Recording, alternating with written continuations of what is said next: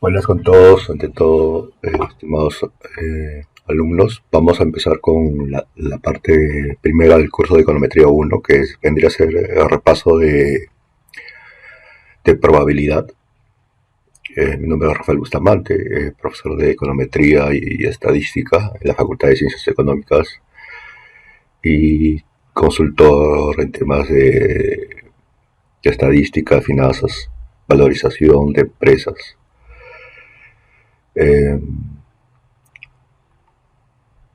Y bueno, lo que es es eh, conocimientos en lo que es el Big Data, la ciencia de datos, el Machine Learning, el Deep Learning.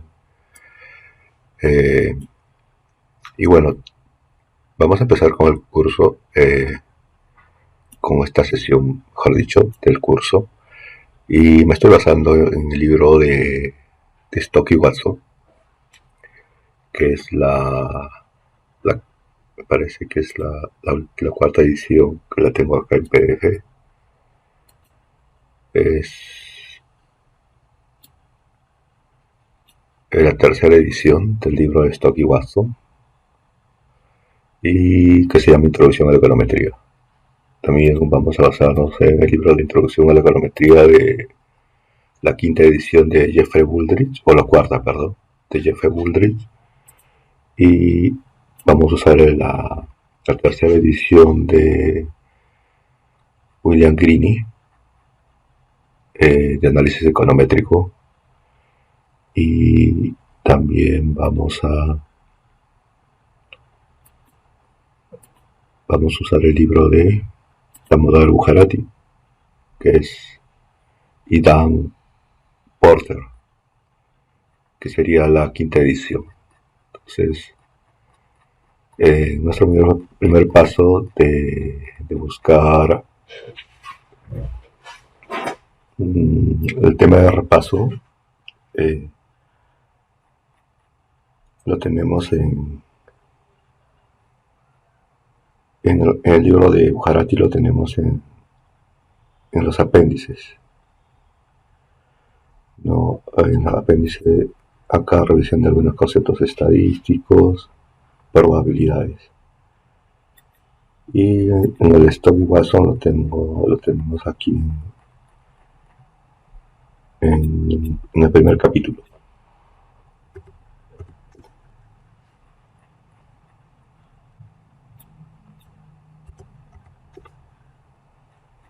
Perdón, el segundo capítulo. Cortazo. Entonces vamos a empezar definiendo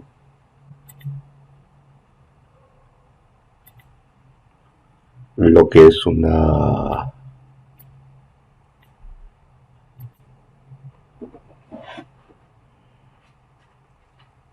variable aleatoria y distribuciones de probabilidades. Entonces, la probabilidad, perdón, eso se movió, pero ya lo ordeno después.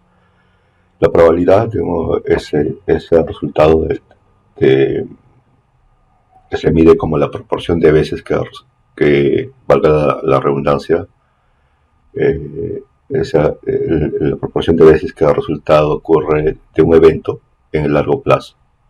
Si la probabilidad de que, por ejemplo, el ordenador, o la PC o la laptop no se estropee mientras redacta un trabajo, es del 80%, entonces durante el proceso de redactar muchos trabajos, el 80% de veces terminará sin averías. Esta es la definición que le da esto Watson. Bujarati dice que la probabilidad menciona que dado suceso o un evento A en un determinado espacio muestral, se denomina probabilidad de A del evento o suceso a la proporción de veces que el evento A ocurre en ensayos repetidos de un experimento, en forma alterna, o en forma alternativa, en un total de n posibles resultados igualmente probables, o sea, es algo Algo equivalente es decir que en forma equitativa, en un total de n posibles resultados igualmente probables de un experimento, si m de ellos son favorables a la ocurrencia del evento A, se define a esta razón como m entre el total, ¿no?, de eventos favorables más los no favorables, que sería n.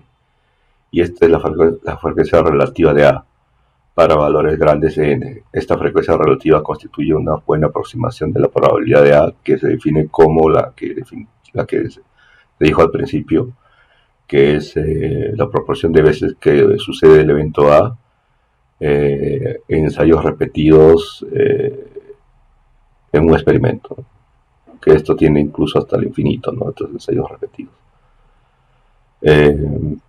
Algunas propiedades, la probabilidad de un evento siempre va a encontrarse entre 0 y 1, acotado, puede ser 0 o puede ser 1.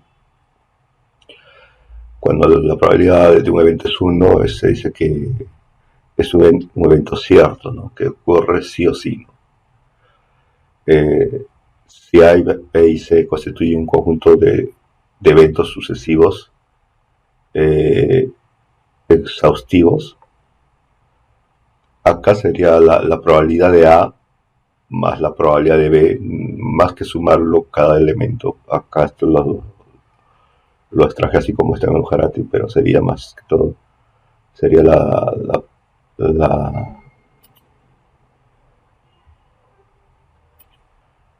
probabilidad de A, tal como está acá, ¿no? Así, de esta forma. Entonces, la probabilidad de A más la probabilidad de B, ¿no?, más la probabilidad de C, más, ¿no?, todas las probabilidades que haya deben sumar 1, ¿no?, donde las probabilidades, hasta las sumas, es equivalente a la, en teoría de conjuntos, a la unión de los eventos. O sea, por ejemplo, si tuviéramos acá y tuviéramos el evento A y tuviéramos el evento B y tuviéramos el evento C, y esto vendría a ser el espacio muestral, que lo vamos a definir por omega, todos los posibles eventos, que solamente hay 3 eventos para efectos de ser simples. Entonces la probabilidad de A más la probabilidad de B, o sea, que ocurren en forma de unión, ¿no? Por eso que O, ¿no? Y eso es equivalente a que sea la suma. La probabilidad de que los tres ocurran más la probabilidad de C debe ser igual a 1. No que la probabilidad de los tres ocurran al mismo tiempo, sino que la probabilidad de que esta probabilidad más esta probabilidad es equivalente a ponerlo así. Como la unión de las tres probabilidades, que debe dar 1. Y son eventos mutuamente excluyentes, entonces la probabilidad de A más B más C, ahora sí, ¿no?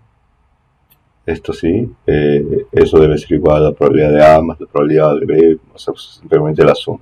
Cuando no son eventos mutuamente excluyentes, ¿qué quiere decir? Que son eventos mutuamente excluyentes, que son eventos que no pueden suceder al mismo tiempo, cada uno de ellos, ¿no? O bien sucede uno o bien sucede el otro, ¿no? Entonces, cuando no son, hay que restarle a cada una intersección de probabilidades. Pero como no es así, simplemente es la suma. Luego, el espacio muestral, antes lo mencionaba acá, es el espacio muestral, es el conjunto de todos los posibles resultados o eventos. Un evento o un suceso es un subconjunto del espacio muestral. Es decir, es un evento o un suceso, es un conjunto de uno o más resultados. Por ejemplo, el suceso, mi ordenador no se estropeará más de una vez, es el conjunto que consta de 2 resultados, sin averías y una avería. ¿no? Más de una vez, ¿no? O sea, 0 y 1. Entonces, podríamos tener acá el espacio muestral y acá podríamos tener un conjunto de eventos. Vamos a poner que son mutuamente excluyentes, eso sería ponerlos así, ¿no? Que no hay intersección entre ellos, que está el evento A, el evento B, el evento C, el evento D, E, F, y así podría haber más eventos, ¿no? Y esto es el espacio muestral. Bueno, entonces ya tenemos la definición. Ojo que no estamos yendo más al detalle porque no es un curso de estadística, estamos repasando básicamente para el curso de econometría. El conjunto, acá lo Bujarati como lo define, ¿no?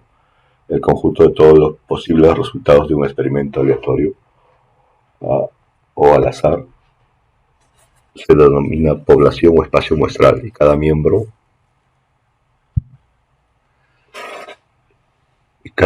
de este espacio muestral se denomina punto muestral. Puesto un punto muestral. Por tanto, en el experimento de lanzar dos monedas, el espacio muestral consta de 4 resultados, ¿no? Hay un evento que es lanzar dos monedas, ¿no? Moneda, por ejemplo, digamos moneda 1 y moneda 2, ¿no? Entonces, hay, el espacio muestral consta de estos 4 resultados, de que la moneda 1, vamos a poner que la primera, por ejemplo, podremos hacerlo así, ¿no? Acá poner en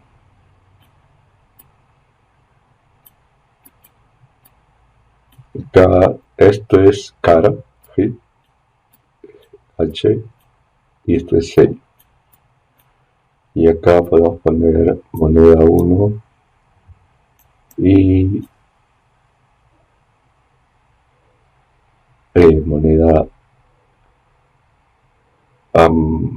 mejor sería así ponerlo así, ¿no? Vamos a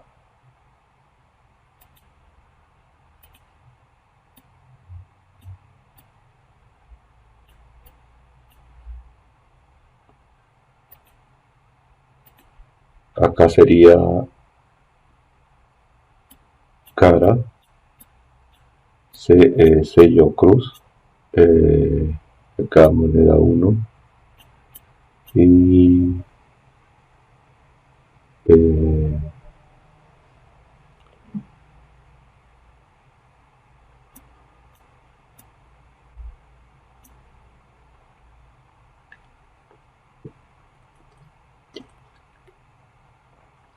no estaría bien eso, deberíamos ponerlo así, ¿no?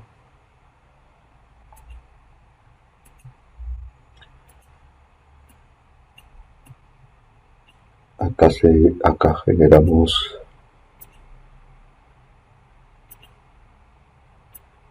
¿no? Y ponemos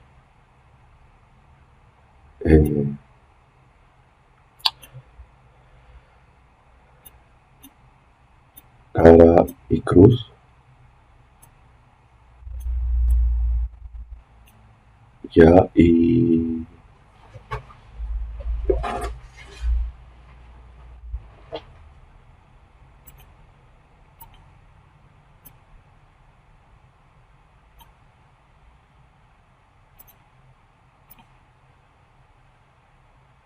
lo podemos poner así. Acá en el eje vertical, perdón, lo que es filas es M1 y en lo que es columna moneda 2. Entonces podemos poner acá cara y cruz y acá cara y cruz. Entonces acá hay, ¿cuántos eventos hay? 1, 2, 3, 4 resultados posibles, ¿no? Que salga cara a cara, acá, H y H, que salga cara y cruz, ¿no? O sea que esta representa moneda 1, esta representa moneda 2. Acá que salga cruz y cara, y acá que salgan los dos cruz. Entonces, el espacio muestral estaría dado por este primer evento, este segundo evento, este tercer evento y este cuarto evento. Entonces, y así sería como lo define Gujarati. Ahora, la variable aleatoria discreta, una variable aleatoria es aquella que tiene determinada probabilidad de ocurrencia, ¿no? Lo que hemos estado hablando hace un poco, hemos estado definiendo lo que era probabilidad, ¿no? Ahora, el evento tiene un resultado, ¿no? O sea, por ejemplo, ¿cuál es este evento? Por ejemplo, el evento X puede tener un resultado como X1, ¿no? Y entonces la probabilidad de que X tome como resultado el evento X1 de los tantos eventos que puedan suceder, que lo podemos denominar P de 1. Cuando eso sucede y ese P de 1 está entre 1 y 0, ¿no? O sea, estamos dándole un determinado valor al evento, ¿no? O, ¿no? Categoría. Entonces, a esa variable se le llama variable aleatoria y puede ser discreta cuando, en resumen, el número de veces, por ejemplo, en un ejemplo del ordenador, el número de veces que tu ordenador o tu laptop se estropea mientras se redacta un trabajo es aleatorio, ¿no? Por ejemplo, dentro de un mes y toma un valor numérico, ¿no? El número, o dentro de un año, puede ser, ¿no? O seamos más realistas eh, bueno, puede ser dentro de un año, ¿no? De repente se malogra el sistema operativo o hay algún problema ahí de virus. Entonces el número de veces y de repente el ordenador también depende de la calidad, ¿no? Oye, que tan antiguo es, por lo que es una variable aleatoria. Entonces eso es, pero es una variable aleatoria discreta, ¿no? Acá habría que completarles una variable aleatoria discreta. Algunas variables aleatorias son discretas y otras son continuas. Como su nombre sugiere, una variable aleatoria discreta toma valores solamente sobre un conjunto discreto. Por ejemplo, 0, 1, 2, 3. Mientras que una variable continua toma sobre menos infinito, puede ser, o hasta más infinito, en casos, ¿no?, generales. Pero también puede ser, o podría ser dentro de A y B, donde B es mayor que A, ¿no? Entonces, en ese tramo de A, B, la variable aleatoria es continua porque toma todos los puntos, ¿no?, infinitos que puede haber dentro de este segmento de recta. Entonces, es básicamente la variable aleatoria discreta y continua la diferencia, ¿no? En cambio, la variable aleatoria discreta va a tomar puntos, ¿no? Este primer punto que puede ser 0, 1, 2, aunque no necesariamente son números, puede ser puede ser A, esto puede ser B, C, ¿no? Porque lo que me interesa al final es la probabilidad de que suceda A, de que suceda B, de que suceda C. Sino que para entenderlo mucho mejor, se pueden poner lo que A es igual a 0, y B es igual a 1, y C es igual a 2. Ahora, la función de densidad de probabilidad conjunta es aquella función de probabilidad en la cual las dos variables aleatorias se miden al mismo tiempo y está dado por por la variable lógica i, que es en este caso este que está acá, ¿no? Y su notación matemática es f de x, y, ¿no? Que es la probabilidad de que x tome valor de x, el evento x, perdón, el espacio, la variable aleatoria x, que está incluida está incluida en un espacio muestral de ese evento, ¿no? Y que puede tomar diferentes valores, x1, x2, justamente toma x minúscula, y y toma otro valor y minúscula, ¿no? O sea que tenemos también, asimismo también tenemos que y que está incluido en el espacio muestral de los eventos de y.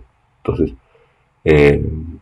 si ambos suceden, porque son variables aleatorias distintas, y suceden al mismo tiempo, esa probabilidad de que sucedan al mismo tiempo es una probabilidad conjunta.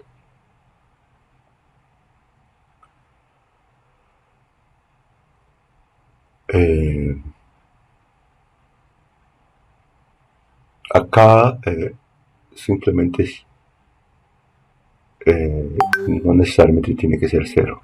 Acá hay un error.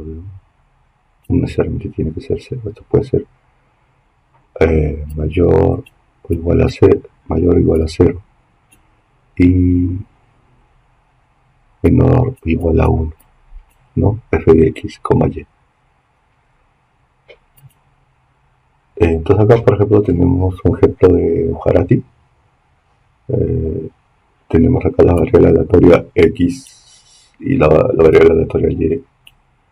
Y acá está lo posible, este sería el posible resultado y1, el posible resultado y2, y acá también tenemos x1, x2, x3 y x4, ¿no? Estos son mayúsculas y estos son minúsculas. Entonces acá ya tenemos la probabilidad conjunta. Esta es la probabilidad, ¿no?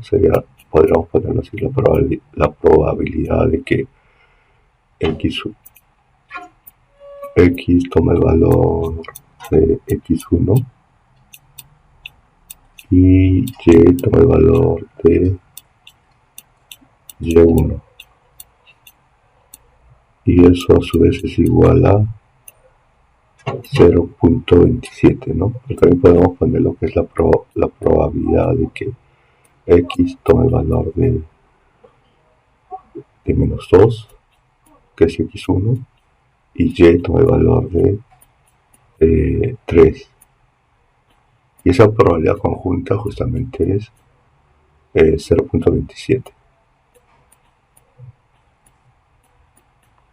Ahora podemos sumar acá, hacer una sumatoria, ¿no? ¿Qué sucede? Que más adelante se va a ver eso, la probabilidad marginal, ¿no? ¿Qué sucede si esto siempre va a ser 3? Si voy sumando estos, tengo la probabilidad de que y1 sea 3, ¿no? Independientemente de los valores que tome x. Entonces tendría la probabilidad marginal de y, ¿no? Cuando y es igual a 3. Y eso sería igual a 0.27 más 0.8 sería 0.35, 0.45, 0.45, 0.51, ¿no? Ok, 0.51. Y acá también tenemos la probabilidad marginal, ¿no? De que y tome el valor igual a 6, Entonces tendríamos el conjunto de probabilidades marginales. Acá sería 0.14, 0.19, 0.49. Y justo la suma debe dar 1, ¿no? Y sé que 0.49 más 0.51 da 1. Igual se puede sacar la probabilidad marginal acá de x, cuando x toma el valor de menos 2. Eso sería 0.27 más 0, 0.27. Entonces yo voy sumando estas probabilidades. La suma también de estas probabilidades marginales debe dar 1. O sea, por ejemplo, acá sería 0.12 y ahora 0.27 más 0.12 sería 0.29, 0.39, ¿no? Ahora la probabilidad marginal de que x, o sea, tendría 0.39. Ahora la probabilidad marginal de que x tome el valor de 3 sería 0.16 más 0.10. Sería 0.26. Entonces, sigo sumándole 0.26. Ahora ya no tengo 0.29, sino tengo 0.59 más 6 sería 0.65, ¿no? Y ya, ahora la probabilidad marginal de que x sea 4 es 0.35. Entonces le sumamos 0.35 y justo nos va a dar 1, ¿no? Ok, ese sería entonces, ahora matemáticamente se pone de esta forma, ¿no? La función de marginal yo la puse así, pero matemáticamente es f de x es f de y, que es la sumatoria de, ¿no? Para los distintos valores de y es en x, ¿no? Para los distintos valores de y, porque hemos sumado para los distintos valores de y. O cuando queríamos de y, sumamos para los distintos valores de x. Entonces dice que sumatoria de y significa la suma sobre todos los valores de y sumatoria de x significa la suma sobre todos los valores de x. Ahora veamos este ejemplo, ya, o esta definición, porque está en esa tabla, ya.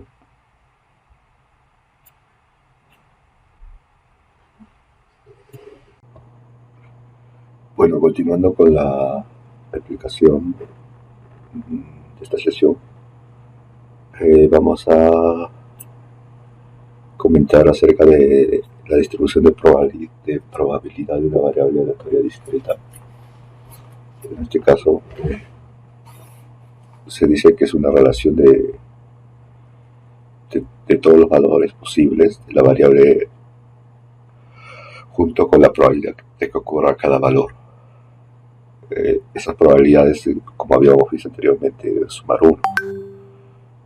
Por ejemplo, en Story Watson pone el ejemplo del número de veces que un ordenador se estropea mientras se redacta un trabajo, ¿no? La distribución de probabilidad de una variable aleatoria M es una relación de probabilidades de cada posible resultado.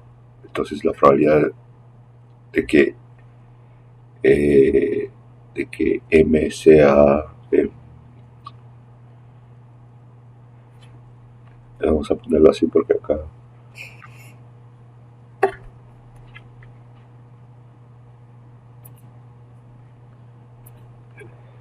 M sea igual a 0, o sea que no se dé el evento, esa es la probabilidad que el ordenador no se estropee y podría haber los sucesos, ¿no?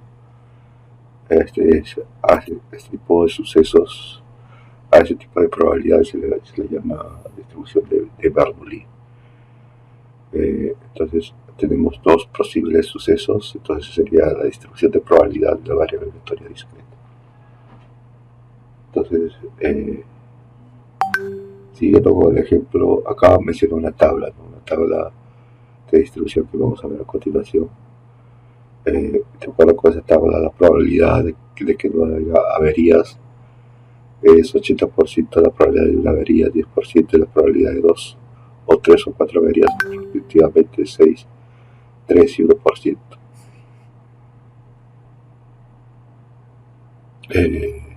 Se ofrece un ejemplo de distribución de probabilidad para M. Entonces vamos a ir a ver la tabla. Y acá está. Entonces acá tenemos la probabilidad de que un ordenador se averíe N veces. Entonces acá tenemos 0% de probabilidad.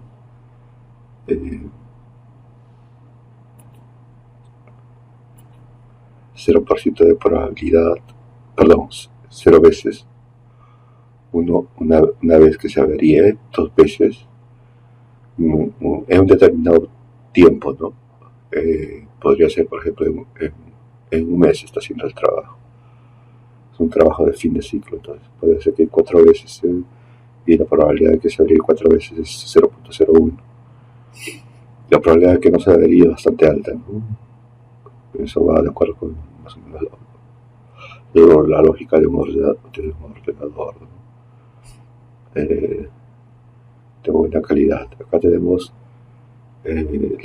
lo que más adelante vamos a llamar la función de distribución de probabilidad acumulada, ¿no? La cual vamos sumando la probabilidad de que y podemos ir adelantándonos un poquito acá. Esa sería la probabilidad.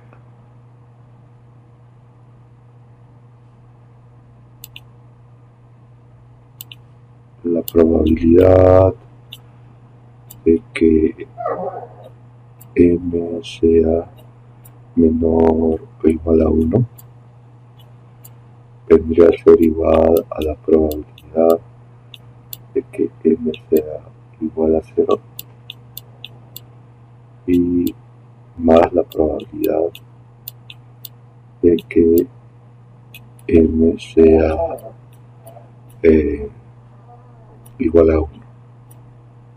Se va sumando, ¿no? Entonces 0.8 a 0.10 da 0.9. Y así sucesivamente se va sumando y se va teniendo la probabilidad acumulada. Luego, acá tenemos justamente estas probabilidades. Estaríamos justamente aquí. Entonces voy a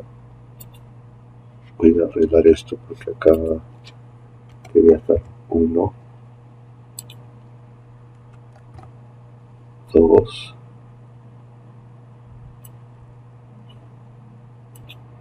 bueno, retomando, acá tenemos la probabilidad de los sucesos, de las averías que ya almorzamos en los cuadros. Ahora hablamos de la probabilidad acumulada, que es la probabilidad de que la variable aleatoria sea menor o igual a un valor concreto. Es lo que justamente hicimos en la tabla. Acá tenemos el gráfico de la función de probabilidad. Sería la función de probabilidad no acumulada o distribución de probabilidad del número de averías de un ordenador. 0, 80%, 1, 10%, 2, 0.6%, 3, 0.03 y así. Luego, la distribución de probabilidad de una variable aleatoria continua se define exactamente igual a la variable aleatoria discreta. Es decir, la distribución de probabilidad acumulada de una variable aleatoria continua es la probabilidad de que la variable aleatoria sea menor o igual a un valor concreto. Consideramos, por ejemplo, que un estudiante conduce desde su casa hasta la escuela o a la universidad. El tiempo que lleva este desplazamiento de la estudiante o del estudiante puede tomar un continuo de valores, y como depende de factores aleatorios tales como el estado del clima y las condiciones del tráfico, es natural tratarlo como una variable aleatoria continua. Entonces, hay una figura del libro de Stock y Watson que representa la distribución de probabilidad hipotética del tiempo, de los desplazamientos. Por ejemplo, la probabilidad de que el desplazamiento de ida y de vuelta dure menos de 15 minutos es del 20%, y la probabilidad de que dure menos de 20 minutos es del 78%. O sea, a medida que aumenta la cantidad de minutos va disminuyendo la probabilidad, ¿no? Entonces, acá lo tendríamos, es una función de distribución creciente al inicio, o sea, creciente, que crece a tasas crecientes en un inicio y crece a tasas decrecientes después de un punto de inflexión. Es la famosa función de distribución acumulada, que es el comportamiento de todas las funciones de distribución continuas, acumuladas, acumulativas. Y acá está, ¿no? 15 es 20%, que de demore 20 es 0.8, ¿no? Y acá está justamente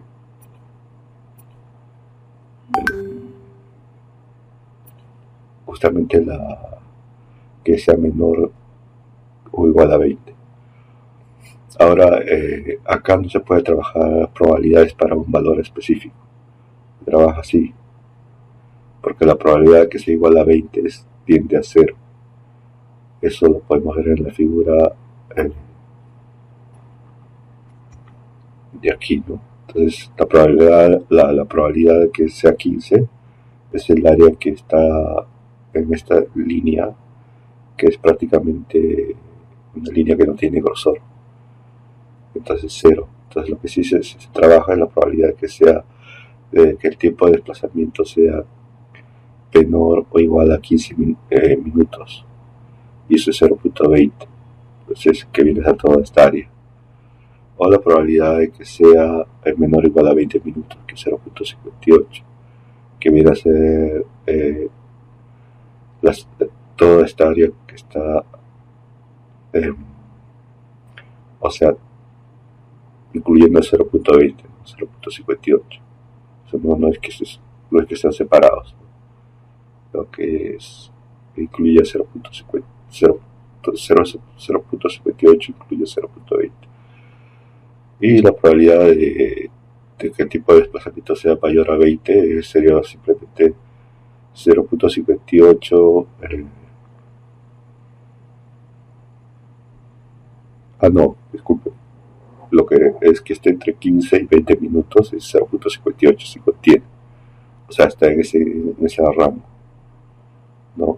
Entonces, por eso está de otro color, ¿no? Este está con las rayas. Entonces, si es que contiene, porque está en el rango de 15 a 20. Ahora, si sumamos esto es 0.78. Entonces, la probabilidad de que el tipo de desplazamiento sea mayor a 20 sería 1 menos 0.78, que es 0.22. Entonces, eso se va trasladando al bloque, y justamente 0.70, que sea mayor que 20 es prácticamente este de acá, no sé, que es 0.22, que sería no está dentro de acá, no sé, sería o sea, que el tipo de desplazamiento sea mayor que 0.20 no está dentro de este tipo de función. O sea, no está en esta especificación de la función, porque esto suma siempre menor o igual, ¿no? Pero sí lo podemos sacar por default, por defecto. Entonces, esa es una función. Esta es la función que parece que es de Fuggerati, debido a que la variable aleatoria continua puede tomar sus valores posibles en un tiempo dentro de un rango continuo. La distribución de probabilidad utilizada para las variables discretas que presentan la probabilidad de cada posible valor de la variable de la variable aleatoria no es aplicable a las variables continuas. Eso es lo que mencionaba hace un momento. En su lugar, la probabilidad viene recogida por la función de densidad, ¿no? Que es la que mostré como una campana hace un momento. Esta de acá. El área bajo la función de densidad de probabilidad entre cualquiera de los dos puntos es la probabilidad de que la variable aleatoria se encuentre en ese rango, como es el que mencionábamos aquí, que está entre 15 y 20 minutos de 0.58. Y también se escribe como FDP, función de densidad o simplemente densidad. Ahora entremos al tema de esperanza y media y varianza. La esperanza tiene que ver con esperanza poblacional, ¿no? Esperanza de ¿cómo se llama? Del espacio muestral, ¿no? O población. Entonces, se calcula cuando es una variable aleatoria todos los posibles sucesos. Si es una variable aleatoria discreta, serían todos los posibles sucesos por sus respectivas probabilidades. Eso sería eh, la esperanza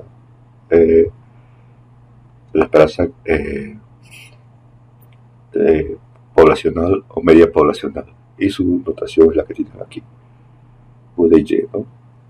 Es la sumatoria de Y sub I por su respectiva probabilidad.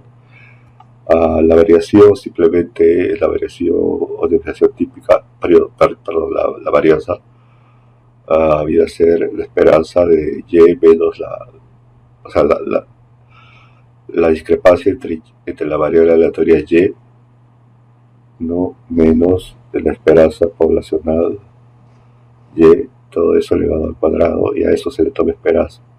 Pero en términos más aterrizados sería la sumatoria de I hasta los K posibles eventos o resultados, donde Y sub I menos la media poblacional elevado al cuadrado por su respectiva probabilidad.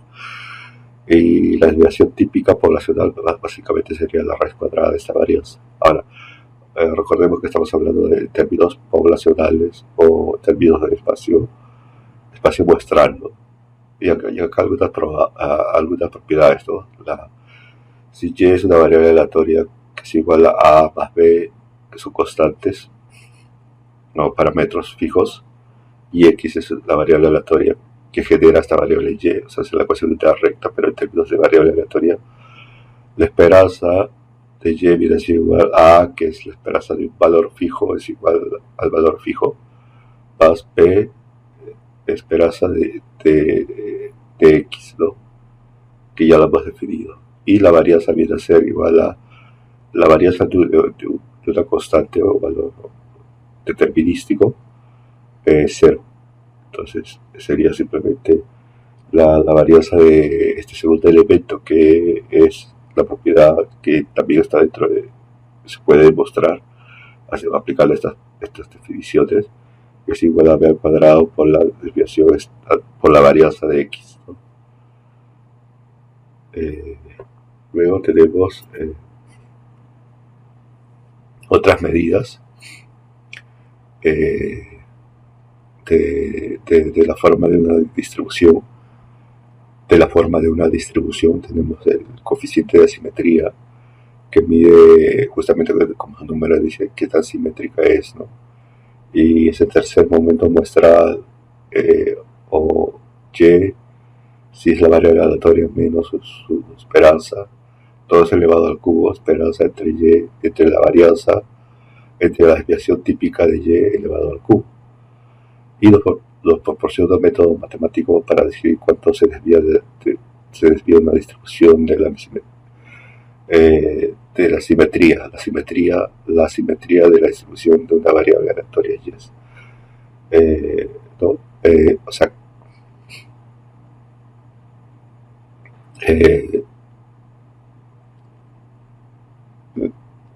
si a una función de distribución como por ejemplo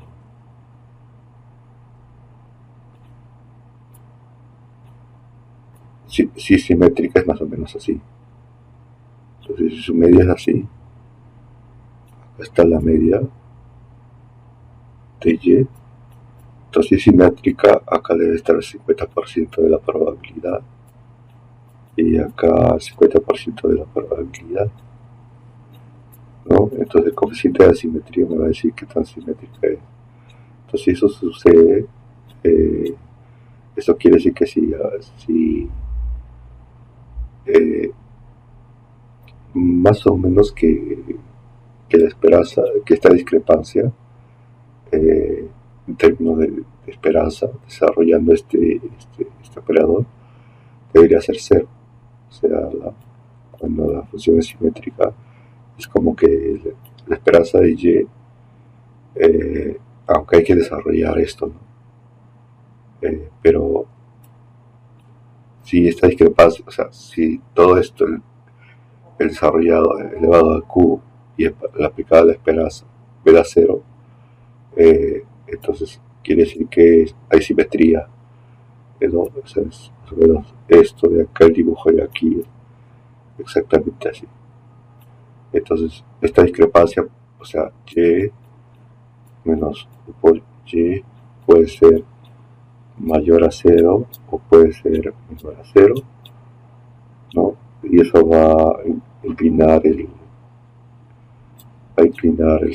o sea, va a ver que hay funciones de distribución sesgadas hacia la derecha, otras sesgadas hacia la izquierda. Entonces, eso acá lo tenemos, ¿no? Por ejemplo, acá, antes de eso, vamos a hablar de la kurtosis. La kurtosis en una distribución es la medida de cuánta masa probabilística se encuentra en las colas de una distribución, ¿no? Las colas, más que todas las colas se les llama a estas partes de aquí, ¿no? Entonces, cuánta masa, ¿no?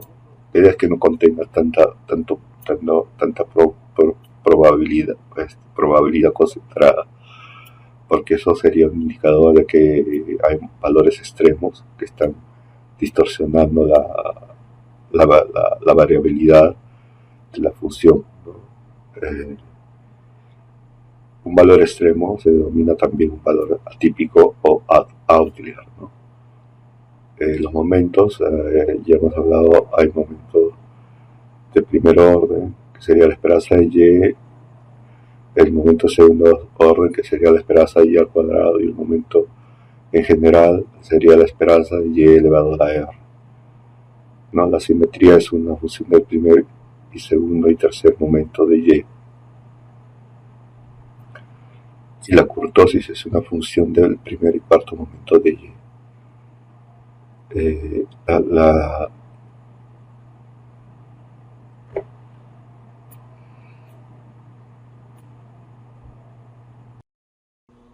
Buenas, retomando con el tema de la función de probabilidad, habíamos dicho que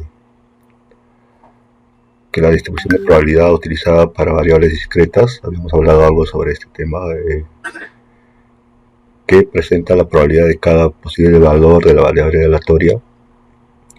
Esta misma no es aplicable para variables continuas. En su lugar, la probabilidad viene recogida por una función de densidad. El área bajo la función de densidad de probabilidad entre cualquiera de los dos puntos es la probabilidad de la variable aleatoria.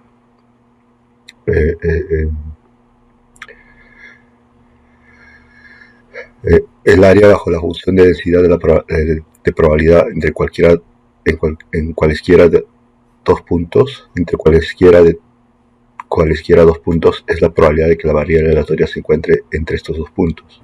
O sea, nos referimos a que en el caso de la función discreta sí podemos hablar de una probabilidad puntual, ¿no? Para x igual a y, que en este caso lo he puesto 0, pero puede ser diferente de 0. Acá habíamos hablado, por ejemplo, esto es sacado del libro de Ujarati, este ejemplo. El lanzamiento de dados, de dos dados, puede salir dos veces. Puede salir el número 1 en cada dado, tendríamos esa posibilidad. O puede salir 3, ¿no? O puede salir 4, o puede salir la suma, pues, ¿no? el evento es la suma que aparece, ¿no? Independientemente del orden, en que si uno aparece 3 y en el otro aparece 1, o como el primero aparece 1 y en el segundo 3. Lo que interesa es la suma, entonces tenemos los eventos. Entonces tenemos al final que la función de probabilidad discreta de esta variable se muestra como sigue, ¿no? Que es 1 sobre la suma total, ¿no? de estos posibles resultados. Y sería 1 sobre 36, 2 sobre 36.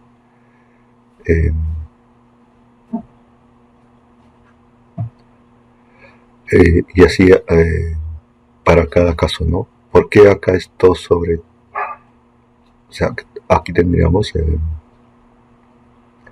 que esta probabilidad se verifica fácilmente, ¿no? ¿Por qué es 2? Porque hay dos veces que, o sea, hay una posibilidad de que el primer dado salga 1 y el segundo dado salga 2, o que el primer dado salga 2 y el segundo dado salga 1. Entonces, por eso que es 2 acá. Entonces, en algunos casos hay más posibilidades y por eso que el número es. En cambio acá es solamente, obvio, la única posibilidad es que el primer dado salga 6 y el segundo dado también salga 6, o sea, el mismo, ¿no? O al revés, pero es el mismo número que sale, entonces es solamente un evento, por eso que es 1. En cambio en los otros son combinaciones, entonces tendríamos cada una su función de distribución, que sería la gráfica justamente la que estima aquí. Luego, para una función de distribución continua sería la que se muestra a continuación. Sería la integral de menos infinito hasta más infinito de la función de densidad igual a 1. Y para un rango sería entre este rango A y B. Y por ejemplo acá tenemos el rango A y B. No interesa esta línea, por lo explicado anteriormente, interesa el área que está entre el acotado entre A y B. Y por ejemplo acá se saca la integral de 1 sobre 9x al cuadrado en rango de 0 a 3, porque es el rango que nos da el problema. Se aplica la integral definida y sale 1 sobre 27 para esta función de probabilidad, función de densidad continua. Luego habíamos hablado un poco de la esperanza y la varianza. Ya habíamos hablado también sobre la simetría, que el hecho de que sea elevado al cubo me aseguraba de que estos valores puedan ser positivos o negativos, para que la simetría pueda ser sesgada hacia la izquierda o sesgada hacia la derecha. La kurtosis, la fórmula era esta, que era en este caso era el cuarto momento con respecto a la variable aleatoria respecto a su media poblacional sobre el cuadrado de la varianza de la variable aleatoria. Tipos de kurtosis de leptocúrtica: cuando la kurtosis es mayor a 3, o sea, este valor sale mayor a 3. Cuando acá se movió un poco, pero sería la mesocúrtica cuando es igual a 3. Y la platicúrtica, la planada, que cuando la kurtosis es menor que 3. Entonces, la mesocúrtica es la que tiene, por ejemplo, la función de distribución normal, ¿no? Que además tiene un coeficiente de asimetría igual a 0. Entonces son dos cosas deseables en toda función. Entonces, acá por ejemplo tenemos distribuciones que tienen una media 0 y una varianza 1. Las distribuciones con asimetría igual a 0 son A y B. Son simétricas. Las distribuciones con asimetría distinta de 0, C y D, no son simétricas.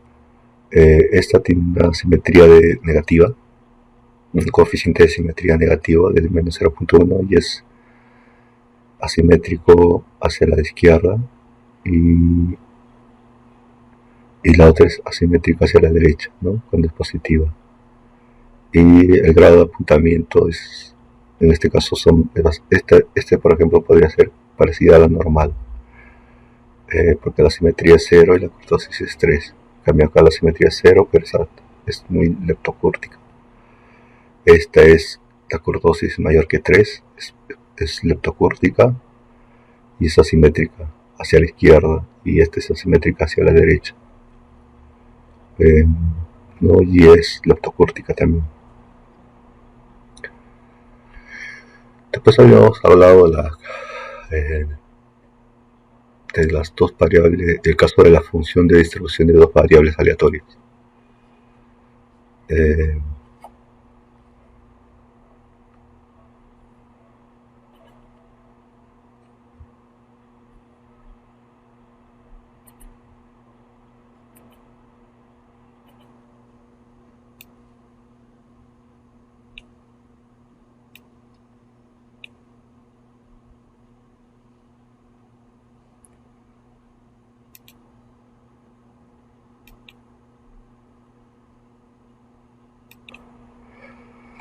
Entonces, siguiendo con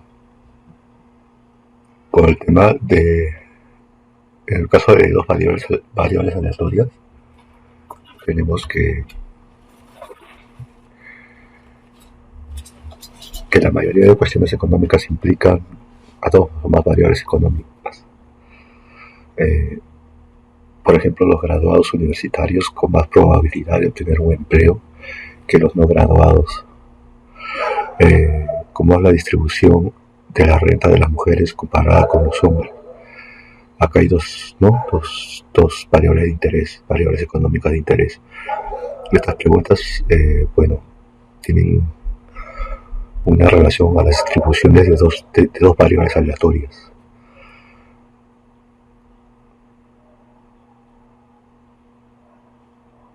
Considerándolas de forma conjunta,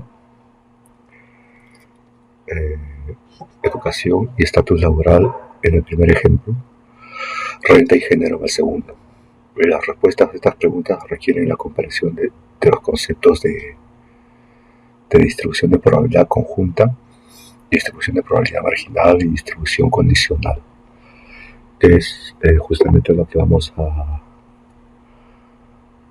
ver acá a continuación. El tema de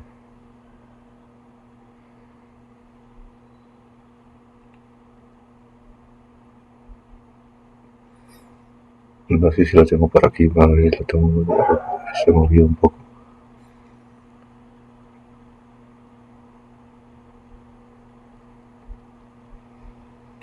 Ya, pero no importa, voy a usarlo para explicar el tema de distribución conjunta. Vamos a ir al libro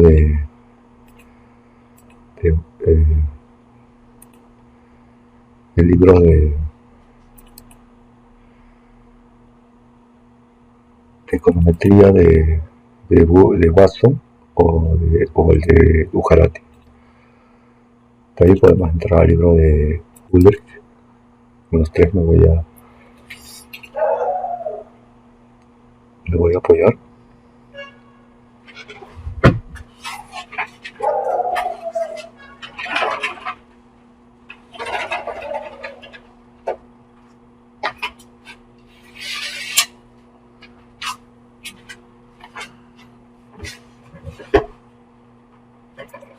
Entonces, aquí tenemos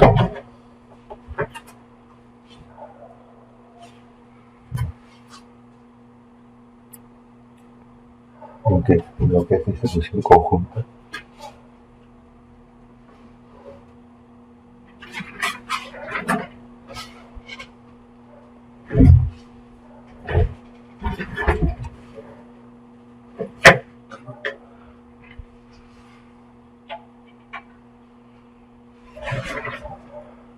Acá en el Woolrich, página 80.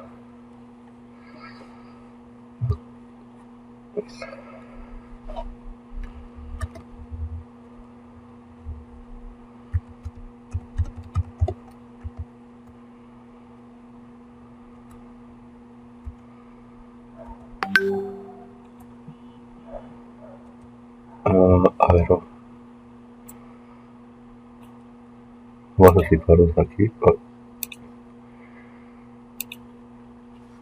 Esta página 19 es.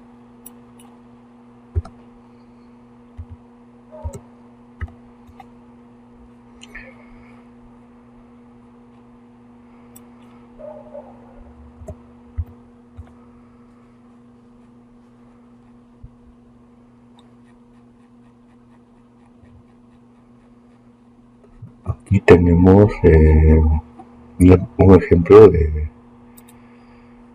distribución conjunta, ¿no?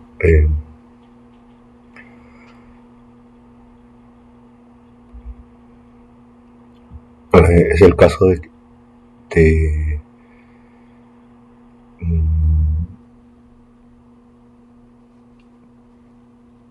las condiciones meteorológicas, si está lloviendo o no, afectan al tiempo de desplazamiento de un estudiante.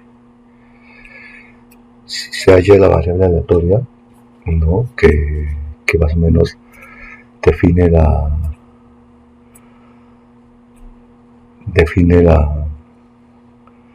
la variable de desplazamiento, y es igual a 1 si el desplazamiento es corto, y si el desplazamiento es largo es igual a 0, o sea, menos de 20 minutos. O sea, el desplazamiento está dado en tiempo de desplazamiento en términos de tiempo, ¿no? Y el otro son las condiciones meteorológicas. Sería acá 0 sin x si hay lluvia, x igual a 1 si hay lluvia, acá lo tenemos, 1 sin lluvia y x igual a 0 si no hay lluvia. Entonces, esta, por ejemplo, es la probabilidad de que el desplazamiento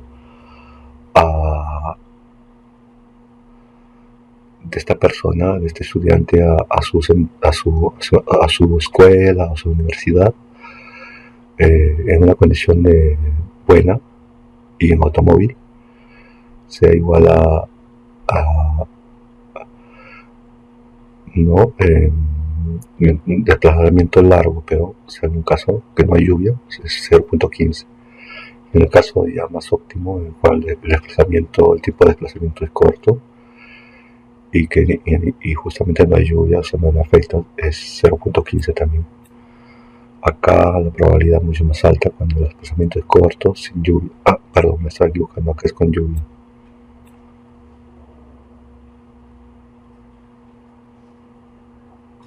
Entonces, entonces no sería una situación óptima, ¿no? Esta sí sería una situación meteorológica óptima, ¿no? Entonces, esta posibilidad es la mejor, justamente tiene la mayor probabilidad en este caso, no siempre. Entonces, a partir de ahí se pueden sacar las probabilidades marginales. Esto ya lo habíamos explicado anteriormente, pero vamos a hacer las probabilidades marginales. Era aquella situación en la cual se asumía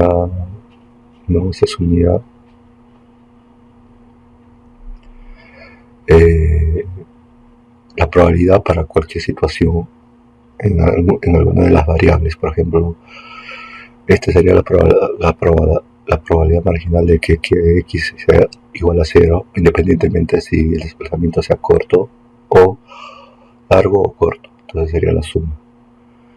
Y esta sería la probabilidad marginal de x igual a 1, independientemente si el desplazamiento es largo o corto, y de 0.70. Y en este caso es igual para y, igual para y, ¿no? Igual a 0, 0.22. El tema es que los dos deben sumar ceros, ¿no?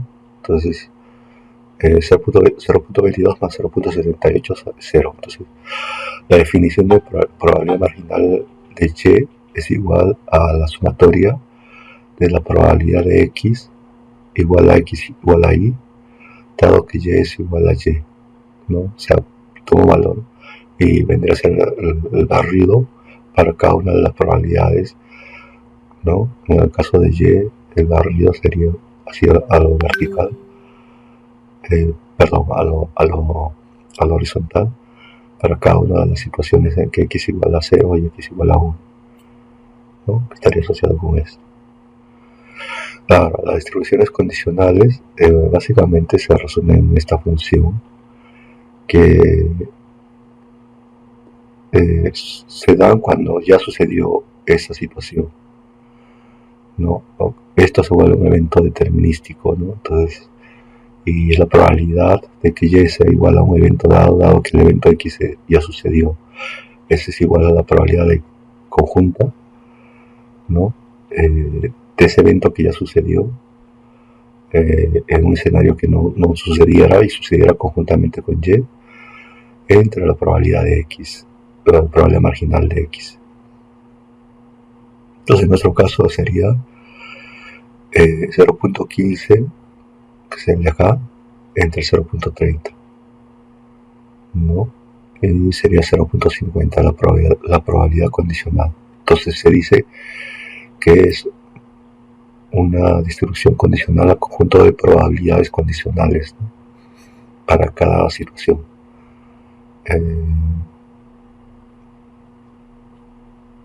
La distribución de una variable aleatoria Y condicionada a otra variable aleatoria X a que una variable aleatoria X tome un valor específico se denomina distribución condicional. Y bueno, acá tenemos un ejemplo más completo, ¿no? Donde tenemos el caso de un ordenador. Este ordenador, durante un determinado tiempo, que puede ser, por ejemplo, el trabajo de una tesis, cuántas veces recibe averías, ya sea en su sistema operativo o en su hardware, o en el sistema físico, ¿no? Entonces puede ser 0 averías, 1 avería, 2 averías, 3, 4 averías. Entonces puede haber una situación de que sea un ordenador viejo de segunda mano o que hayas comprado uno nuevo, ¿no? O una laptop puede ser, ¿no? Estas son las probabilidades.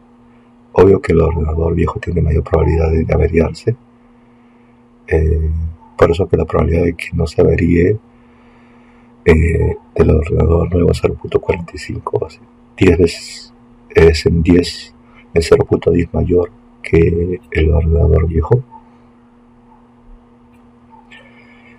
Igual acá las probabilidades de que sea, acá por ejemplo la probabilidad de que tenga 4 averías en el tiempo de hacer la tesis es 0 en el ordenador nuevo, ¿no? Ahora la probabilidad condicional serían las que están acá en las partes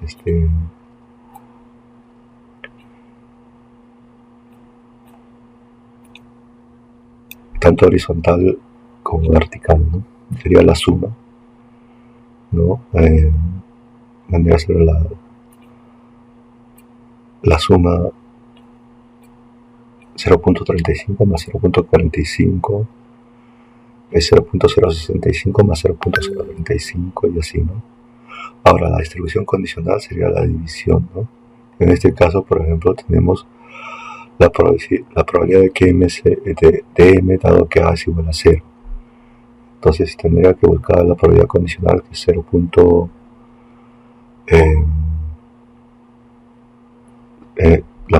Recordando, ¿no? La fórmula sería esta. Sería m es igual a 0, la probabilidad conjunta sería esta. O sea, sería la probabilidad de a igual a 0 y m igual a 0, 0.35, entre la probabilidad marginal, ¿no? Entonces sería 0.35 entre 0.50. Y eso es lo que justamente nos muestra aquí, ¿no? Que es 0.70. Y es lo que se va llenando aquí. Entonces, paralelamente se puede hacer una hoja Excel esto y se puede ir sacando las probabilidades condicionales para cada evento y tendríamos la distribución condicional, ¿no? Entonces acá tendremos también la definición de lo que es esperanza condicional, ¿no? Que sería básicamente el evento por la probabilidad condicional sumatorias, igual que la fórmula de esperanza, pero ahora se multiplican por las probabilidades condicionales, en este caso de Y, de que y tome un valor dado que sería el evento X. Por ejemplo, acá tenemos la esperanza de M, dado que se da esperanza de M, dado que A es igual a 0. Sería 0 por 0.70. 0 por 0.70, más 1 por 0.3, más 2 por 0.10, más 3 por 0.10, más 4 por 0.2, ¿no? Acá está. Y eso sale 0.56, esa sería la esperanza condicional. Luego tenemos la ley de esperanzas iteradas, que básicamente nos muestra la media de Y, es la media ponderada de la esperanza condicional de Y, dado X. La esperanza de Y es igual a la sumatoria de la esperanza condicionada de Y dado a X igual a XY, por la probabilidad de que X sea igual a XY. ¿No? O sea,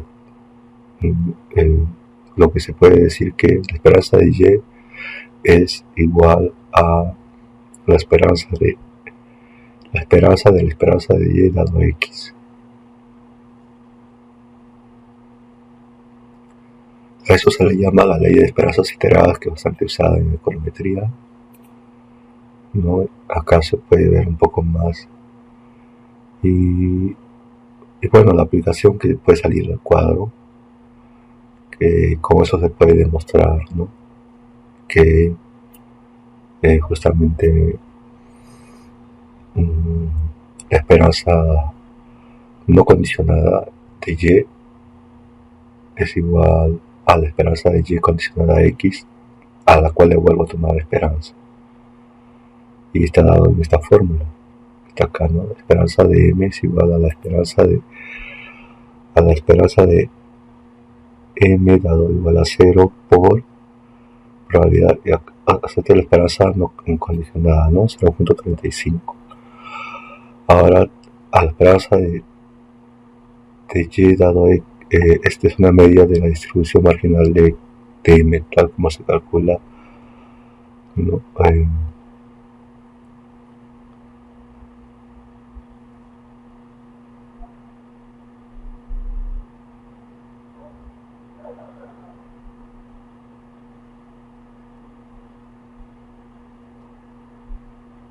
Si se ve aquí, se está aplicando esto de aquí. Se le está tomando la esperanza ¿no? A la esperanza de M dado M igual a esperanza de M condicionada a igual a 0 por la probabilidad de A igual a 0 más. Entonces se le está tomando esperanza a M condicionado a X. En este caso condicionado a A, ¿no?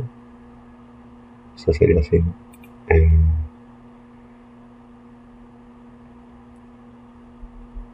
La esperanza de M es igual a la esperanza de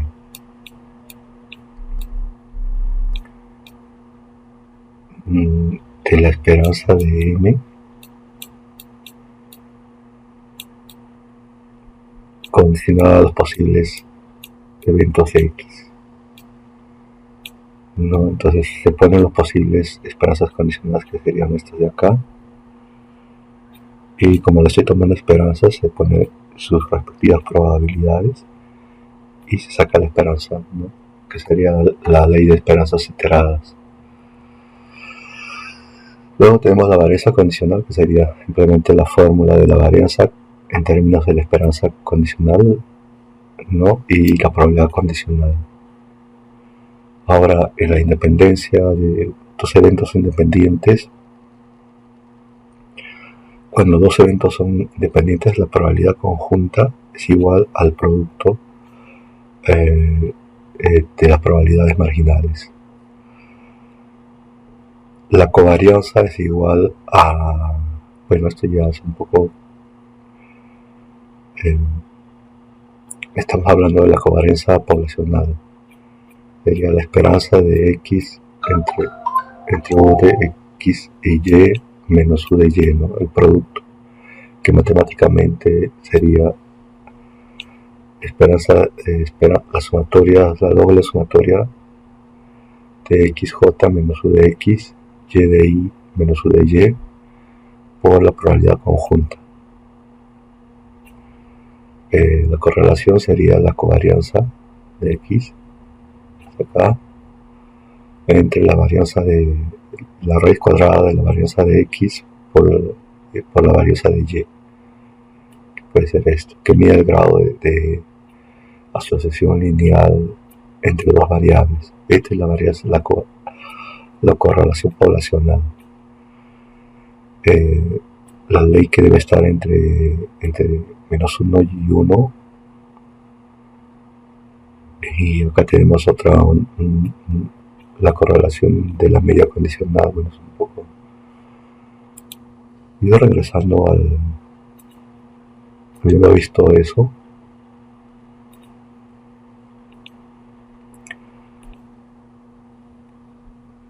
vamos a entrar a estudiar las distribuciones. Y empecemos por la distribución normal.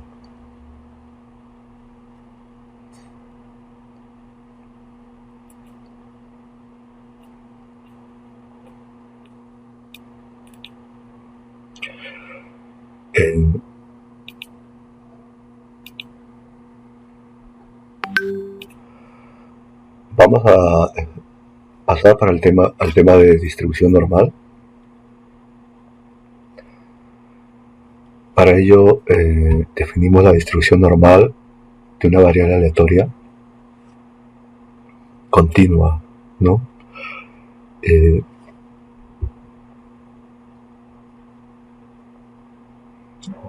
Básicamente podremos ir aquí al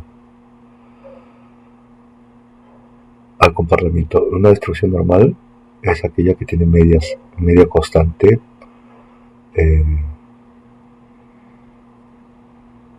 varianza constante, y responde a esta fórmula que ahorita voy a mostrarla a continuación. Es esta es su versión estándar, pero mejor voy a ir aquí a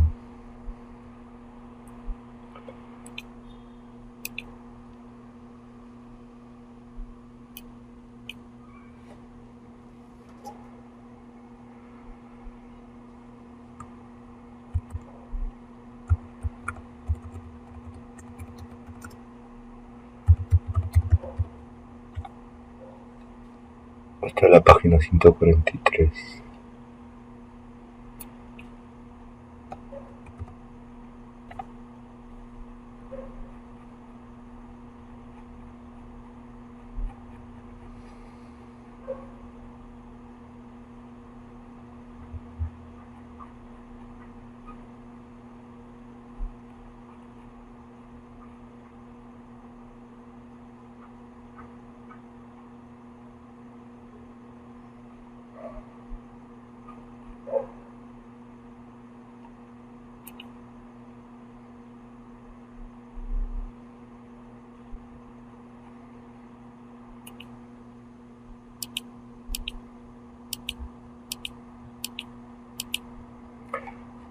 Creo que me he equivocado. A ver.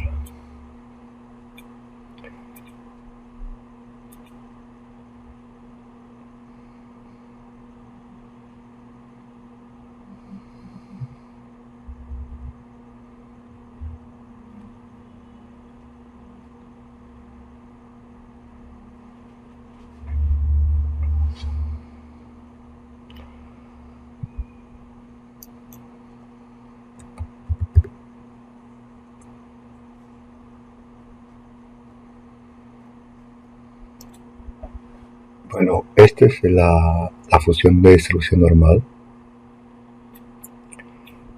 Fue propuesta por el estadístico Gauss, por eso que en la gráfica de esta función responde a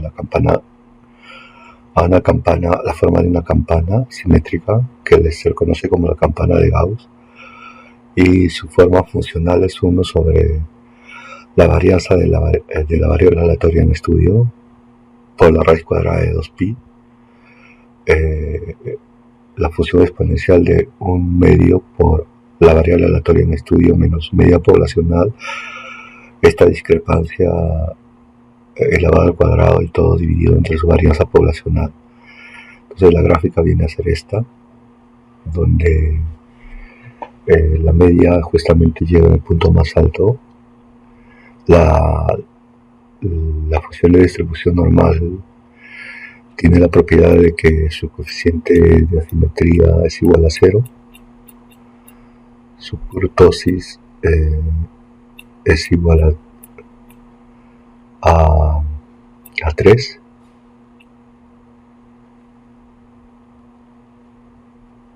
y por eso que se le llama mesocúrtica y es simétrica, ¿no? Entonces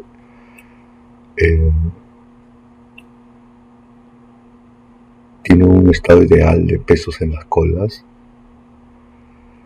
que está asociado con la kurtosis, ¿no?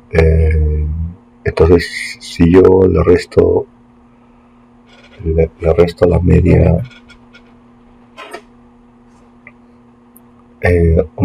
o sea, 1 menos la desviación estándar y 1 más la desviación estándar, sería esta que está acá, ¿no? Esta discrepancia tiene el 68% de probabilidad, ¿no? Ahora, si la distancia es menos 2 veces la desviación estándar,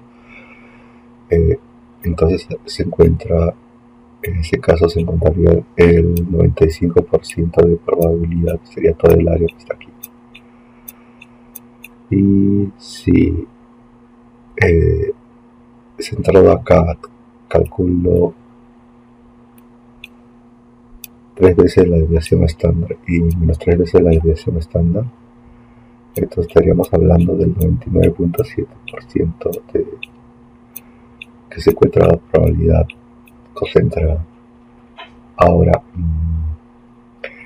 se puede estandarizar y llegar a esta expresión que antes estaba mostrando. Se estandarizar una función normal, como se han visto en su curso de estadística, es simplemente restarle la media poblacional y dividirlo entre su varianza poblacional, y la función de distribución normal se convierte en algo más simple, ¿no? Es como la media, esta tiene una varianza 1 y una media igual a 0. Esa es la característica de una función de distribución normal estandarizada.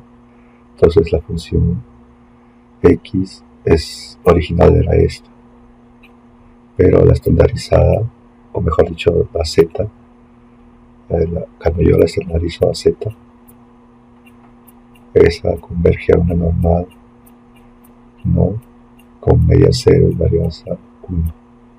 Si en caso ya fuera una normal estándar, ya tendríamos esta definición. Entonces lo único que cambia acá sería menos 1, 1, 2, 2 y 3, 3, ¿no? Porque la desviación estándar es 1.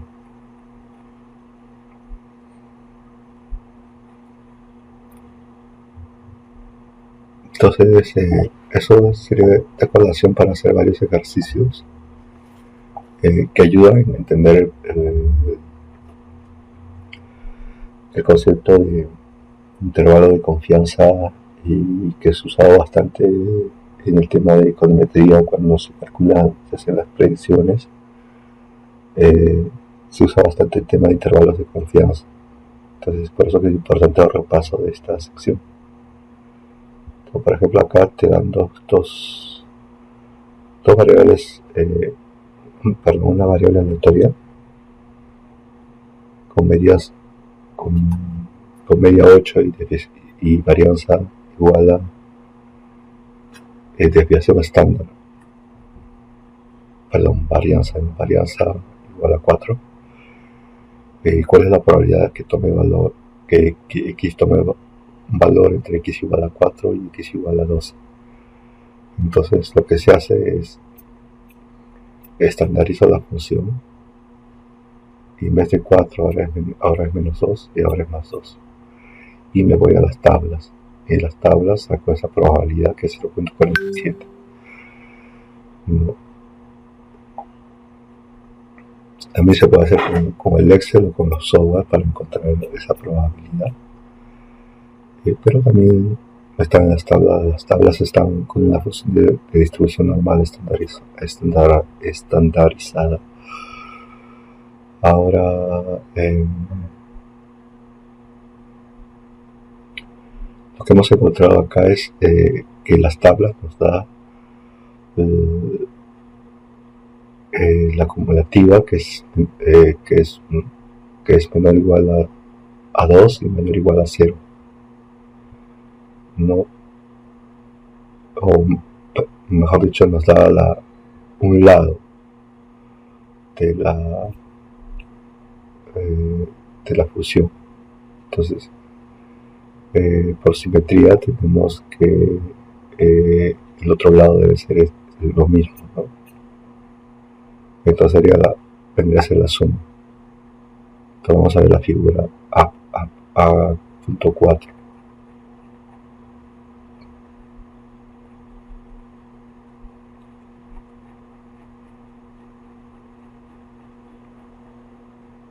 Bueno, es la figura que ya hace un momento veíamos, ¿no?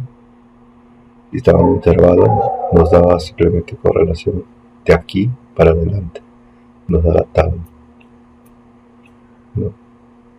En este caso la tabla no está así, ¿no? Acá la media de z es 0, entonces nos da la acumulativa a partir de aquí para adelante. Entonces si sacas esto, entonces si está de 0 a 2, o simetría de 0 a menos 2 también es la misma probabilidad, ¿no? Está comprendido por esto.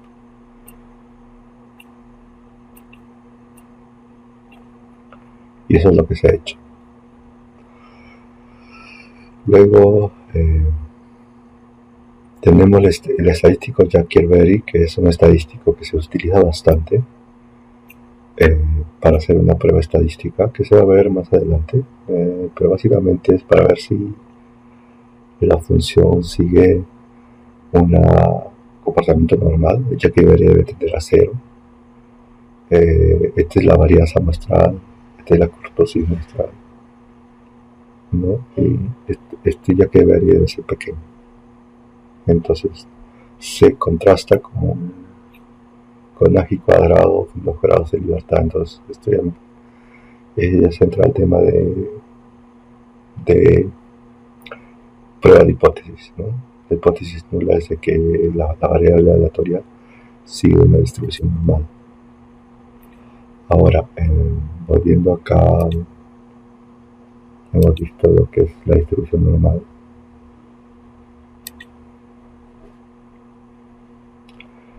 Acá tenemos algunos estadísticos como el tercer momento y el cuarto momento muestral de una función de distribución normal.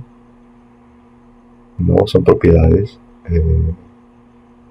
No, estoy acá. Perdón. Este es el teorema central del límite que todavía no lo estamos tocando. Acá, la distribución chi cuadrado.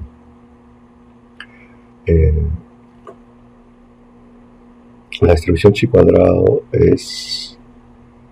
tiene la propiedad tiene esta gráfica, y a medida que aumentan los grados de libertad, es decir, que aumenta también el tamaño de la muestra, tiende a hacerse más simétrica y menos asimétrica, ¿no? Y toma la forma de una campana. ¿Cómo se obtiene? Por propiedades estadísticas. Nos dice que si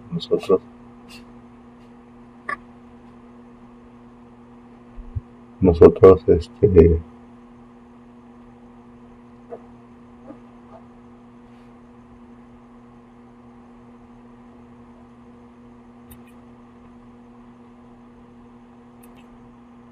En el caso de la distribución chi cuadrado,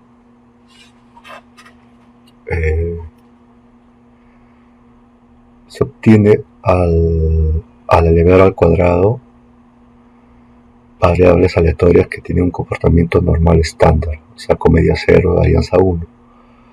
Si elevas al cuadrado y vas sumando, tendrías un chi cuadrado con la cantidad, si tienes 3, con 3 grados de libertad, si tienes m variables aleatorias con m grados de libertad. Entonces, acá hay una tabla que muestra el de Bujarati, que es la tabla de chi cuadrado, para calcular ¿no? Pero básicamente la probabilidad de estos de acá son variables estándar, de que sea menor o igual a 7.81. Lo podemos obtener tanto de la tabla de distribución normal,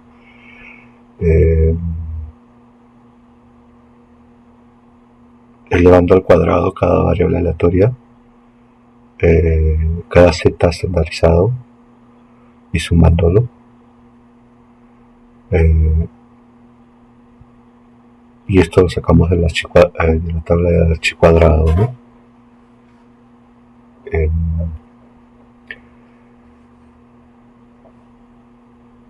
Vamos a ir a la tabla para ver el 0.95, ¿no?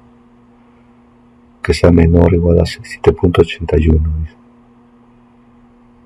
Dice, por ejemplo, la tabla 3 del apéndice muestra que el percentil 95 de la distribución chi cuadrado 3 es 7.81. Ya. Entonces acá el percentil 95, ¿no? Que sería el 95% de los el copal que está asociado con el percentil 95, que es dividir el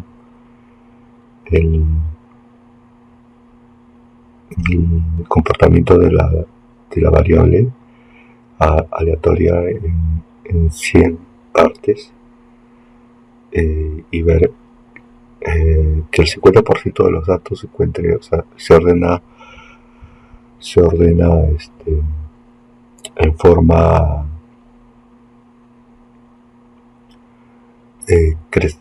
creciente, y se ve dónde está la mediana, que es donde se ocupa el 50% de los datos, o no, se llega a la mitad de los datos, y el otro 50% corresponde a la parte de la distribución. Si yo parto, en vez de dividirlo en dos, o sea, por ejemplo, si tuviera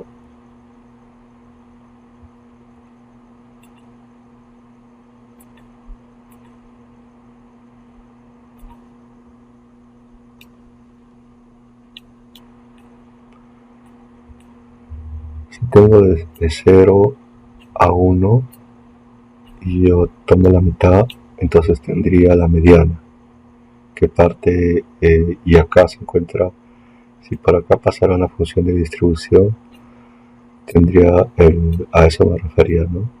Que acá hay un 50%, pero más que todo la mediana sería el punto medio, ¿no? Sería acá 0.5, ¿no? También hay una fórmula cuando las variables son impares, ¿no? Hay toda una forma de encontrar la mediana, pero para encontrar percentiles sería dividir primer percentil, segundo percentil, hasta llegar al 100, ¿no? Entonces, cuando dice el percentil 95, se refiere a que se ha dividido, como se divide entre 100, sería que el 95, que está asociado al 95% de los datos, ¿no? donde está acumulado el 95% de los datos,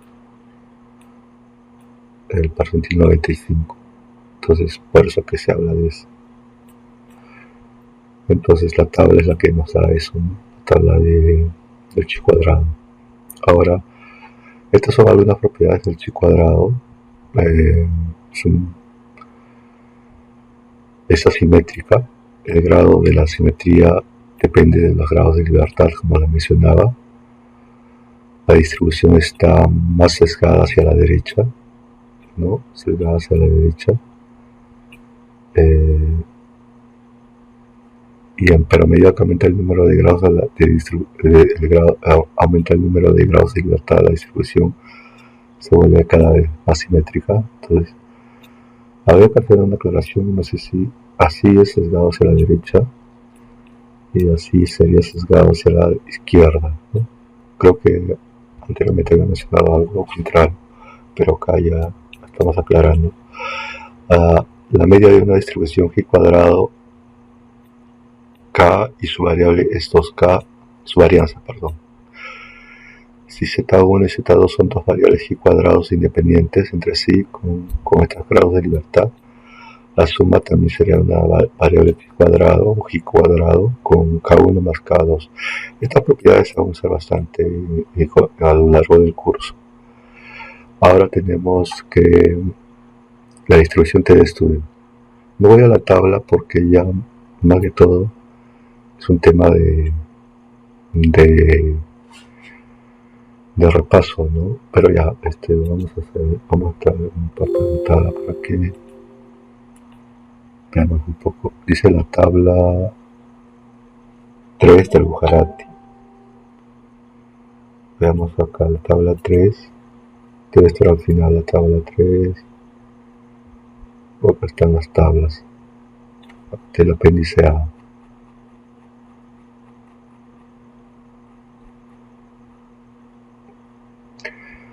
Acá está de la normal estandarizada. Acá está de la T de estudio. Acá está de la chi cuadrada. Entonces buscamos el nivel de significancia del 5% y como tenemos aquí sería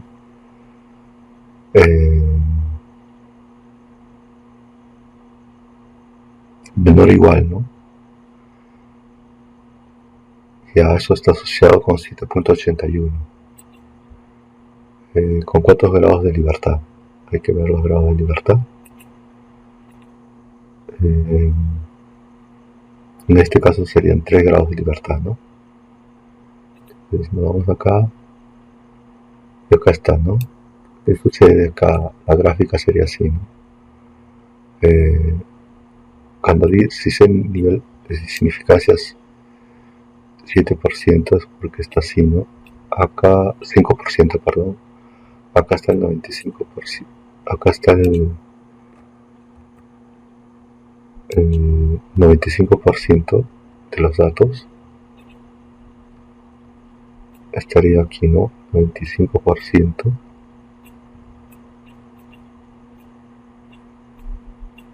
Y el 5% estaría acá. En este caso, acá. Entonces a eso se refiere con el hecho de que saque el 5% acá el nivel de significancia es equivalente a decir al 95% de confianza o el percentil 95. Ya, entonces aquí ese valor es 7.81.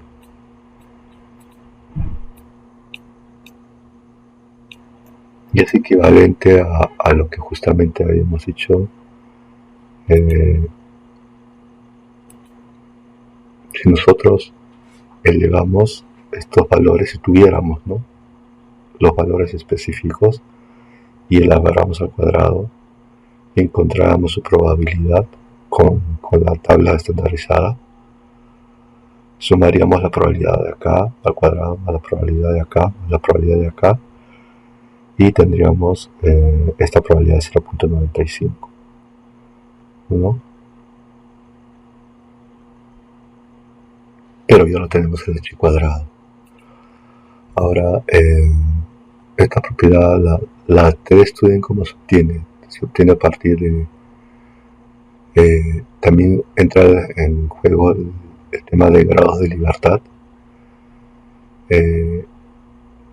y se define como el cociente entre una variable aleatoria normal estándar y la raíz cuadrada de una variable aleatoria chi cuadrado.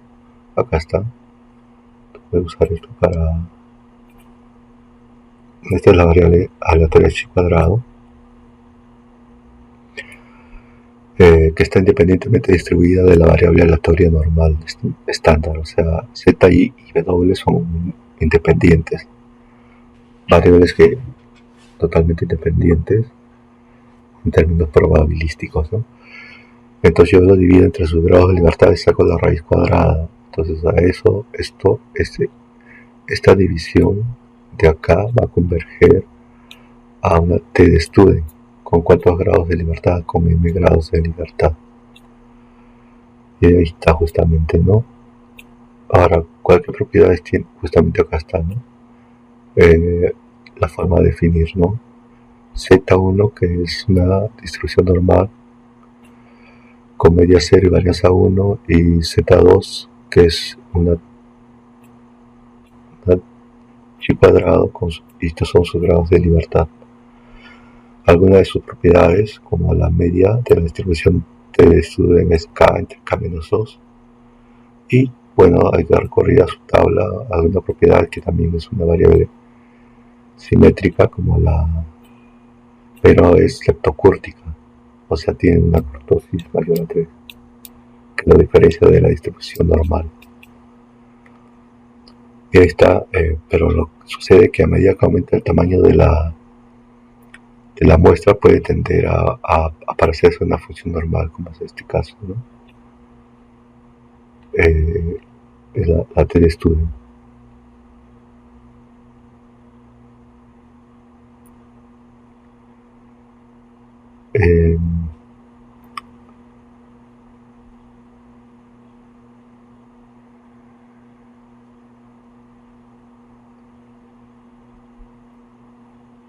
Y esto es lo que tenemos en este caso, ¿no?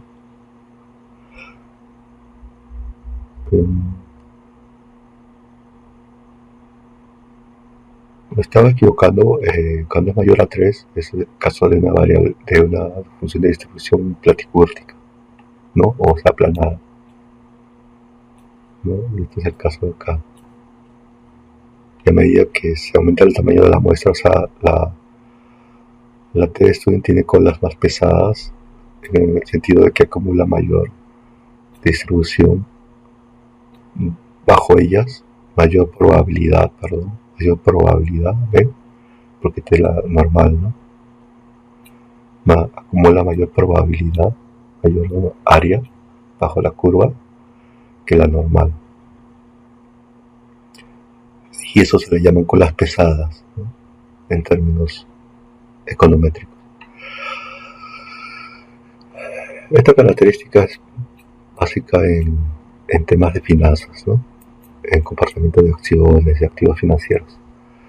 Acá tenemos el caso de la F de Snellicov, que es la división de dos chi cuadrados, Z1 y Z2, totalmente independientes, con K1 y K2 grados de libertad.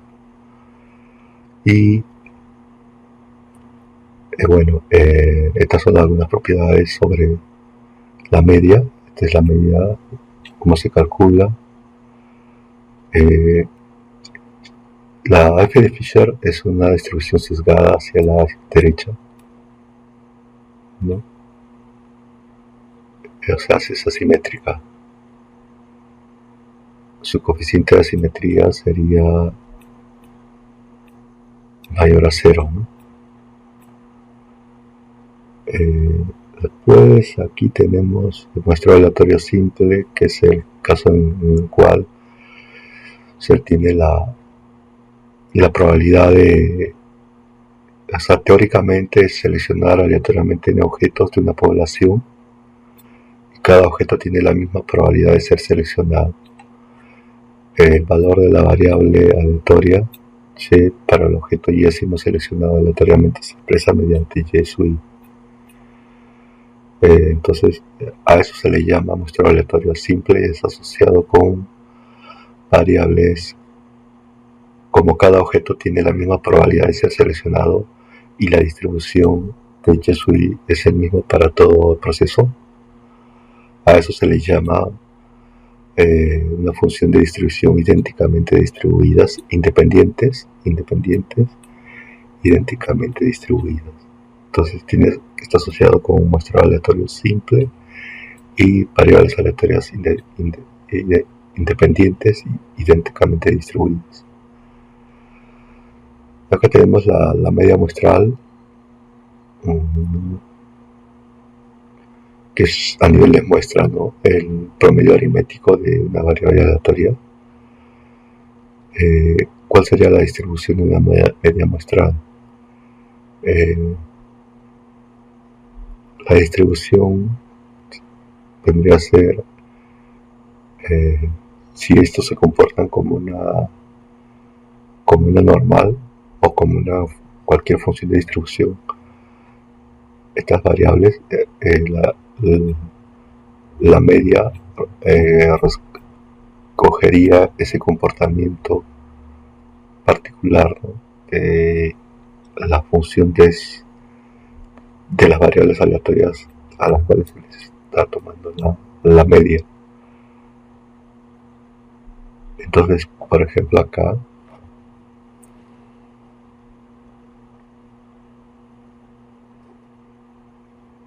tenemos la media la media y la varianza. Si yo le tomo la media a la media muestral, perdón, la esperanza matemática a la media muestral, esta es sesgada, se puede mostrar que esto es sesgada y que se llega a obtener el mismo valor que la media poblacional, ¿no? Acá hay algunos ejemplos prácticos para entender este comportamiento.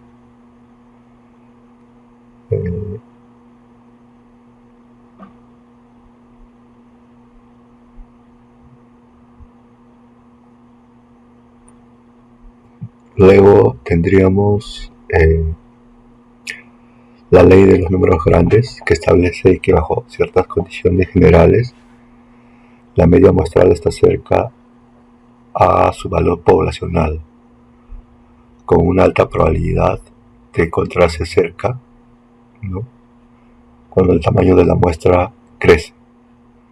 Estos también se le denomina la ley de los promedios. Cuando un número elevado de variables aleatorias con la misma media se promedian conjuntamente, o sea, con la misma media poblacional. A lo que vamos es, si tenemos un conjunto de Y sub I, una sucesión, ¿no? De igual 1 hasta n, tal que Y sub I se comporta como una función independientemente distribuida, ¿no? Con media U de y varianza, vamos a ponerle para ser más simples, varianza constante. Entonces, a medida que este n se acerque, si yo saco, porque esta es una muestra, ¿no? Si yo tomo la media muestral, que vendría a ser la sumatoria de Y sub I entre n, a medida, y esto vendría a ser G, ¿no? A medida que el tamaño de la muestra crece, aumenta la probabilidad de que la distancia entre la discrepancia entre Y la media poblacional, esta se acerque, ¿no? esta discrepancia se haga cero, ¿no? O esta diferencia. Y bueno, acá por ejemplo tenemos un gráfico en el cual se hace una simulación. Acá el tamaño de la media es 0.78 y es una distribución Bernoulli. Entonces, acá n es igual a 2, acá n es igual a 5, acá n es igual a 25 y miren que va a tener una forma más, ¿no? Más parecida, ¿no? Y cuando es más este comportamiento, y justamente se va acercando más a 0.78, que en el caso en el cual estaba más disperso, porque si yo le sacaba a estos tres, me salía una media muestral muy distante de 0.78. En cambio aquí está más compacto. El hecho de sacarle la media, estamos más cerca a atinarle a 0.78. Queremos entrar el límite que se usa bastante en econometría.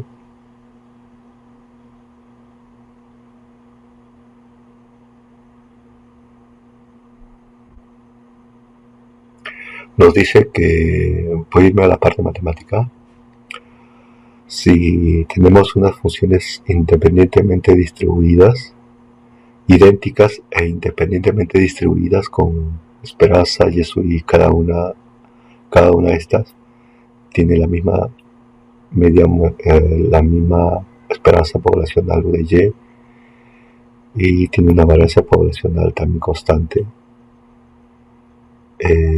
y finita. Entonces, a medida que n aumenta el tamaño de la muestra, la distribución de y, o sea, de y media muestral, ¿no? Que sería de 1 hasta n, la sumatoria de y sub i entre n, menos la resta de la media poblacional entre la varianza. Esto sería la varianza muestral también, ¿no? Cuando lo estoy poniendo así, es que es la varianza, desviación estándar, ¿no? La raíz cuadrada sería, ¿no? Esto vendría a ser la desviación estándar muestral, ¿no? Que vendría a ser la fórmula muestral de la varianza. Pero, o sea, cuando yo hago esto, y acá está la fórmula muestral de la varianza, hay que revisar, o sea, todo está más explicado en detalle en el libro de Bujarati. Entonces decimos que y, o sea,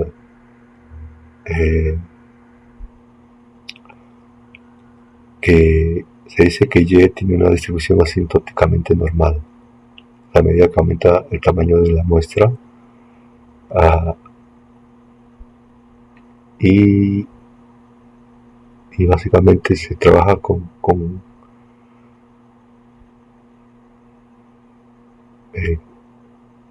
esta fórmula, ¿no? Esto lo vamos a ver más al detalle a lo largo del curso. Vamos a simplemente parar ahí para haber ya tratado de tocar los tópicos más importantes para no explayarnos demasiado. Entonces, bueno, esto sería todo el tema de repaso. Estoy usando los libros de Bujarati, Stokely Watson y Wooldridge, Jeffrey Wooldridge. Entonces hay que leer más al detalle y tenerlo como manual de cabecera para siempre volver a los conceptos a medida que se va avanzando en el curso de econometría. Eso sería todo. Hasta luego. Muchas gracias.